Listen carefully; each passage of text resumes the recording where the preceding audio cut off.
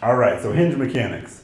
So we're going to talk about hinge mechanics, and we're going to differentiate the difference between a hinge and a squat. Now, the squat we went over with on day one of tribe training. The hinge is essentially when we say hinge, we mean we're hinging from your hips. So hinging from my hips, that is hip flexion and extension, right? Just hinging from the hips. So when we're doing a movement, such as what we'll go over when we get to kettlebell swings, we're going to be primarily hinging from the hips, is what the kettlebell swing should do.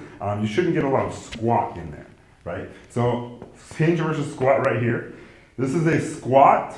We're going to use my knees a little bit, or a lot more. And a hinge, we usually like to use soft knees, and then you're just hinging at the hips. Again, keeping that neutral spine, right? Remember that one joint rule, either the hip joint or the shoulder joint moves, but the lumbar will not move in this position.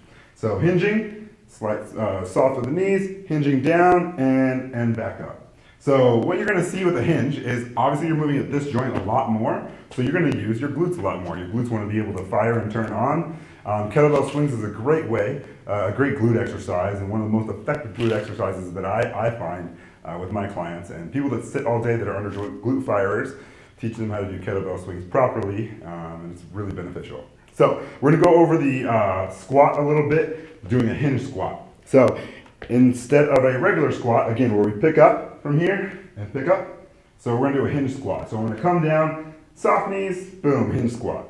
So you may see this as sometimes if I was doing a Romanian deadlift, those knees would be pretty locked out and straight, right? But I like to keep soft knees a little bit and just know this is a hinge. Hip hinge, again, using glutes, boom, hinging at the hips, boom. Hinging at the hips, boom. So if I'm deadlifting, I don't have a bar, I'm just going to use this kettlebell again. We're going to do a little bit more of a hinge deadlift. So here, and up, right?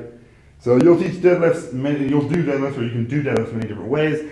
I just want to show you that example. That's what we would be doing if we were doing a deadlift. It's more of a hinge. So understand what we mean when we say hinge, and we will go right here next into the kettlebell swing to go into more detail of that.